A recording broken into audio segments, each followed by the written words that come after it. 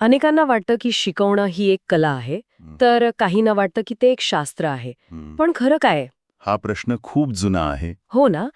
आज आपल्याकडे काही अभ्यास साहित्य आणि नोट्स आहेत, ज्यांच्या मदतीने आपण या प्रश्नाचं उत्तर शोधण्याचा प्रयत्न करणार आहोत. आपण मानसशास्त्राच्या मुळाशी जाऊ. ते कसं बदलत गेलं हे पाहू. अगदी. आणि मग ते शिक्षण नावाच्या प्रक्रियेत कसं मिसळलं हे समजून घेऊ. थोडक्यात आज आपण कला आणि शास्त्र यांना जोडणाऱ्या पुलाचा म्हणजेच शैक्षणिक मानसशास्त्राचा शोध घेणार आहोत. आणि हा प्रवास खूपच रंजक आहे, कारण मानसशास्त्र स्वतःला सिद्ध करण्यासाठी म्हणजे एका मोठ्या संघर्षातून गेलं आहे. अच्छा. हो, सुरुवातीला तर ते विज्ञानाच्या जवळपासही मानलं जात नव्हतं. चला, तर मग ही गोष्ट सुरुवातीपासूनच सुरू करूया. ह्या कथेचा पहिला अध्याय सुरू होतो सायकोलॉजी या शब्दापासून. हं, स्रोतांनुसार हा शब्द सायकी म्हणजे आत्मा आणि लोगोस म्हणजे शास्त्र या दोन ग्रीक शब्दांपासून आला आहे. म्हणजे आत्म्याचं शास्त्र. हो, सुरुवातीला मानसशास्त्र म्हणजे आत्म्याचं शास्त्र होतं. पण इथेच पहिली अडचण आली. हो, आणि ती अडचण खूप मोठी होती. विचार करा, सुरुवातीचे मानसशास्त्रज्ञ अशा एका गुन्हेगाराला पकडण्याचा प्रयत्न करत होते, ज्याला कोणी पाहिलंच नव्हतं. म्हणजे आत्मा. अगदी. तो कुठे राहतो, कसा दिसतो, त्याचं अस्तित्व कसं सिद्ध करायचं, या प्रश्नांची उत्तरं विज्ञानाच्या भाषेत देता येत नव्हती. ॲरिस्टॉटलच्या काळापासून चालत आलेली ही व्याख्या त्यामुळे फार काळ टिकू शकली नाही. म्हणजे पहिलाच प्रयत्न फसला. मग संशोधकांनी आपला मोर्चा दुसरीकडे वळवला. त्यांनी आत्म्याचा साथीदार म्हणजे मन याच्या मागे धाव घेतली. बरोबर. मानसशास्त्राची व्याख्या बदलून मनाचा अभ्यास अशी झाली. पण मला वाटतं मन सुद्धा आत्मेइतकंच हुशार निघालं असणार. अगदी तसंच झालं. मन ही संकल्पनासुद्धा तितकीच अमूर्त होती. तुम्ही मनाला प्रयोगशाळेत ठेवून तपासू शकत नाही. नाहीच. ते कसं काम करतं याचा वस्तुनिष्ठ अभ्यास करणं जवळपास अशक्य होतं. त्यामुळे विज्ञानाच्या कठोर कसोटीवर ही दुसरी व्याख्यासुद्धा खरी उतरली नाही. मानसशास्त्र अजूनही म्हणजे चाच पडत होतं.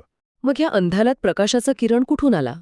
खऱ्या अर्थाने वैज्ञानिक सुरुवात कुठून झाली? ती झाली 1879 मध्ये. जर्मनीच्या लिप्झिग शहरात विल्हेम वुंट यांनी मानसशास्त्राची पहिली वहिली प्रयोगशाळा स्थापन केली.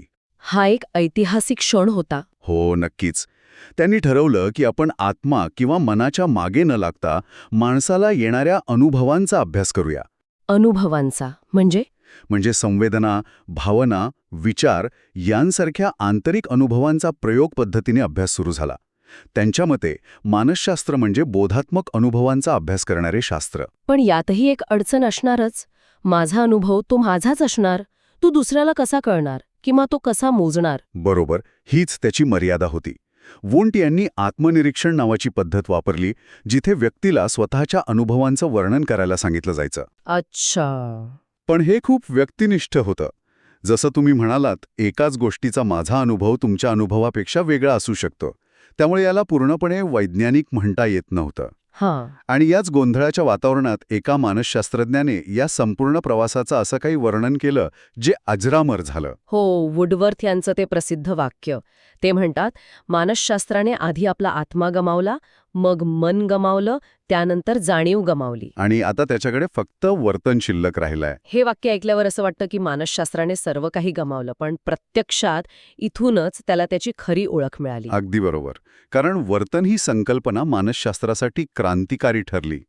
जे.बी. वॉटसन नावाच्या वर्तनवादी मानसशास्त्रज्ञाने एक धाडसी भूमिका घेतली. काय म्हणाले ते?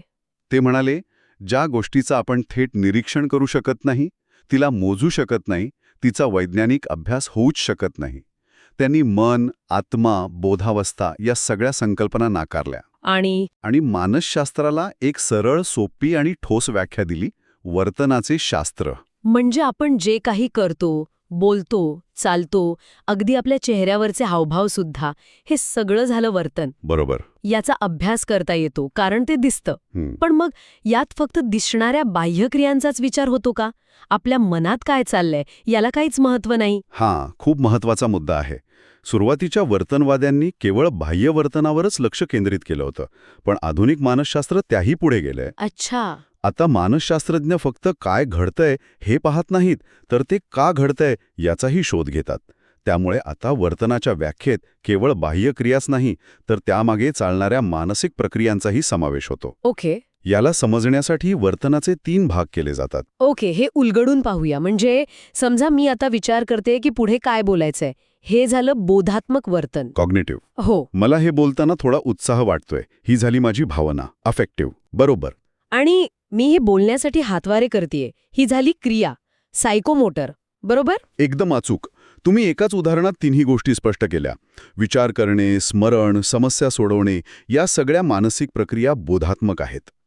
दुःख, क्रोध, आनंद, भीती यांसारख्या भावना आणि त्यांचे बाह्य आविष्कार जसे की हसणं किंवा रडणं हे भावनिक वर्तन आहे. आणि क्रियात्मक. आणि चालणे, लिहिणे, खेळणे यांसारख्या शारीरिक हालचाली क्रियात्मक वर्तन आहेत. आधुनिक मानसशास्त्र या तिन्हींच्या गुंतागुंतीच्या नात्याचा अभ्यास करतं. हे तर वर्तनाबद्दल झालं. पण माझ्या मनात एक प्रश्न येतोय, जर प्रत्येकाचं वर्तन इतकं गुंतागुंतीचं आणि वेगळं असतं तर त्यामागे काहीतरी एक समान पॅटर्न किंवा सूत्र असेल ना? हो, नक्कीच. स्रोतांमध्ये यावर काय प्रकाश टाकला आहे का? हो, याबद्दल वुडवर्थ यांनीच मांडलेलं SOR सूत्र खूप महत्वाचं आहे. SOR. हो, हे सूत्र वर्तन कसं घडतं हे समजून घेण्यासाठी खूप उपयुक्त आहे. इथे S म्हणजे स्टिम्युलस, उद्दीपक. O म्हणजे ऑर्गॅनिझम म्हणजे जीव किंवा व्यक्ती, आणि R म्हणजे रिस्पॉन्स, प्रतिक्रिया. अगदी. SOR. हे थोडं अधिक सोपं करून सांगता येईल का? नक्कीच. हे असं आहे जसं रस्त्यावर गाडी चालवताना अचानक कुणीतरी जोरात हॉर्न वाजवला. हा झाला S, स्टिम्युलस. एक व्यक्ती घाबरून, दचकून गाडीला ब्रेक लावेल. हा झाला R, रिस्पॉन्स. ओके. तर दुसरी व्यक्ती कदाचित शांतपणे फक्त मागे वळून बघेल. हा अजून एक R. आता इथे हॉर्नचा आवाज म्हणजे S तर दोघांसाठी सारखाच होता, पण दोघांची प्रतिक्रिया वेगळी होती. का? कारण त्या 2 व्यक्ती वेगळ्या आहेत.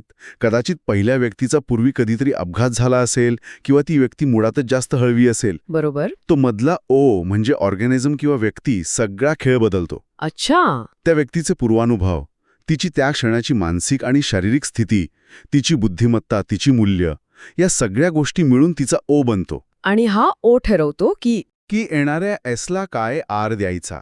त्यामुळेच एकाच गोष्टीवर वेगवेगळ्या व्यक्ती वेगवेगळ्या प्रतिक्रिया देतात. म्हणजे पूर्वीचे विचार प्रवाह फक्त SR मानायचे. हो, काही जण मानायचे म्हणजे उद्दीपकाला थेट प्रतिक्रिया. पण वुडवर्थ यांनी त्या मधल्या ओचं महत्त्व पटवून दिलं. या SOR सूत्रामुळेच तर जाहिरात क्षेत्र चालतं नाही का? हो ना. ते आपल्या ओला म्हणजे आपल्या भावना आणि गरजांना लक्ष्य करतात, जेणेकरून आपण त्यांचा माल विकत घेऊ म्हणजे रिस्पॉन्स देऊ. अगदी. मग शिक्षण क्षेत्रात याचा वापर कसा होतो? तुम्ही अगदी योग्य ठिकाणी बोट ठेवलं आहे. इथेच शैक्षणिक मानसशास्त्राची भूमिका सुरू होते. Educational psychology. हो, हे असं क्षेत्र आहे जिथे मानसशास्त्रातले हे मोठे मोठे सिद्धांत आणि SOR सारखी सूत्र घेऊन ती वर्गातल्या लहान सहान पण महत्त्वाच्या समस्या सोडवण्यासाठी वापरली जातात. सोप्या भाषेत सांगायचं तर? सोप्या भाषेत सांगायचं तर शिकणे आणि शिकवणे या प्रक्रियेशी संबंधित मानवी वर्तनाचा शास्त्रीय अभ्यास म्हणजे शैक्षणिक मानसशास्त्र. म्हणजे शिक्षकांना त्यांचं काम अधिक प्रभावीपणे करण्यासाठी हे शास्त्र मदत करतं. बरोबर. पण ते नक्की कसं करतं? या शास्त्राची नेमकी उद्दिष्टे काय आहेत? याची अनेक महत्त्वाची उद्दिष्टे आहेत.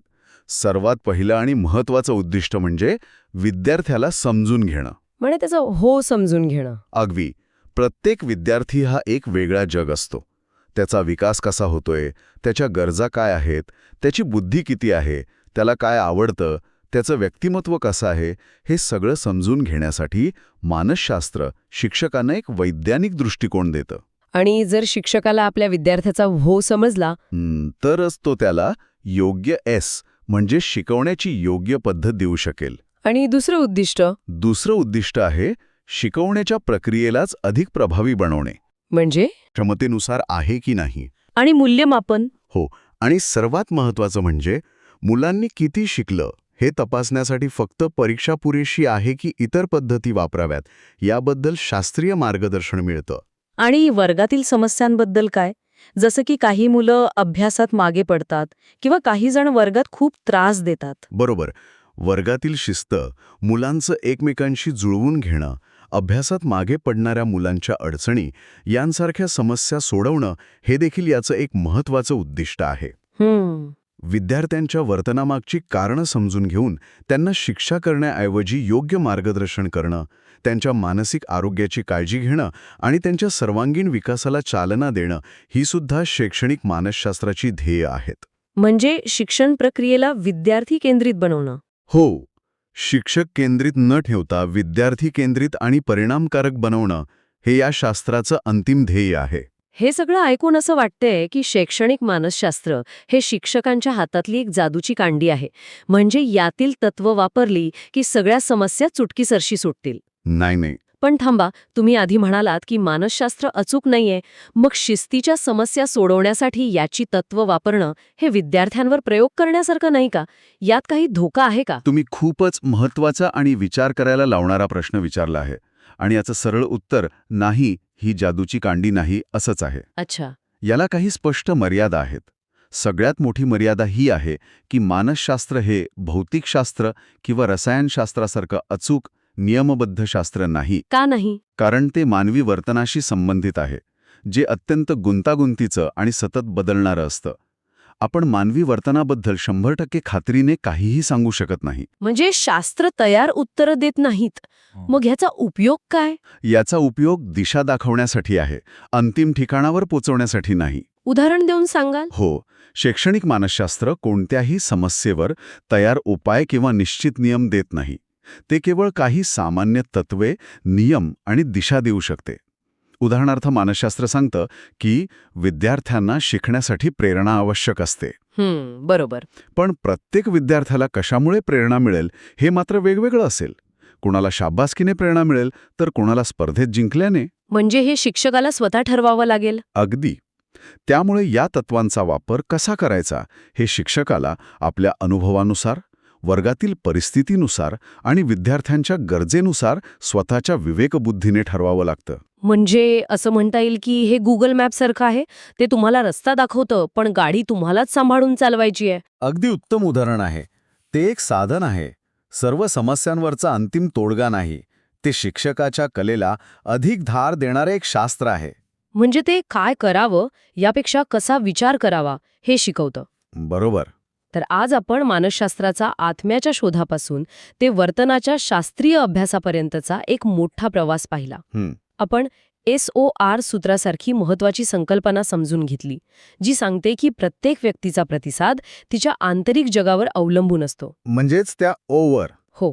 आणि मग आपण पाहिलं की हे सगळं ज्ञान शिक्षण नावाच्या महत्वाच्या क्षेत्रात किती प्रभावीपणे वापरलं जाऊ शकतं. हो, या चर्चेतून एक गोष्ट स्पष्ट होते की मानसशास्त्राचा विकास हा अधिक वस्तुनिष्ठ आणि वैज्ञानिक होण्याच्या दिशेने झाला आहे.